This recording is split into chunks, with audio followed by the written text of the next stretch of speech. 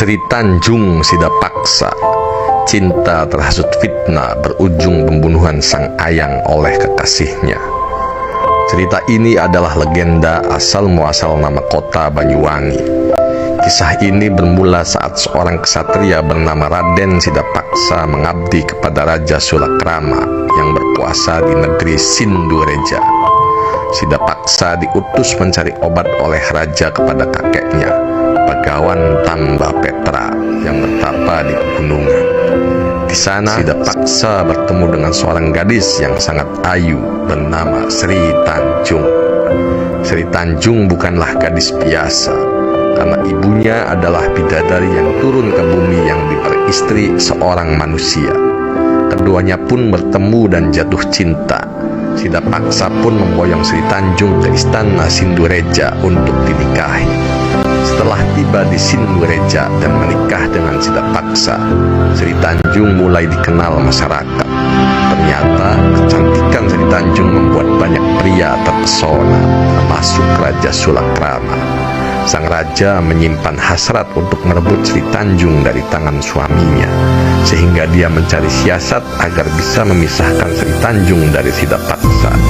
Sidapaksa pun diutus ke Kayangan untuk mengirimkan surat ke para dewa.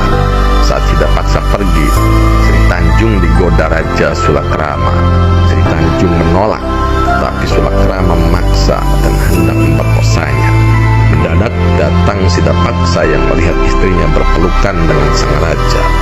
Raja Sulakrama yang licik malah balik memfitnah Sri Tanjung dengan menuduhnya sebagai wanita penggoda yang mengajaknya untuk berbuat zina. Sidapaksa termakan hasutan sang raja dan mengira istrinya telah berselingkuh, sehingga dia terbakar amarah dan kecemburuan.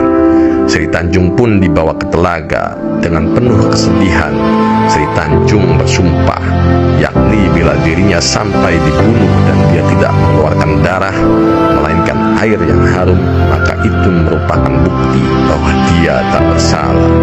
Sidapaksa yang sudah gelap mata menikam Sri Tanjung dengan keris hingga tewas. Maka keajaiban pun terjadi. Sumpah Sri Tanjung terbukti.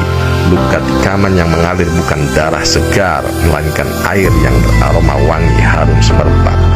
Dalam kisah itu, Sidapaksa tak bisa berbuat apa-apa, hanya bisa berteriak, "Banyuwangi!"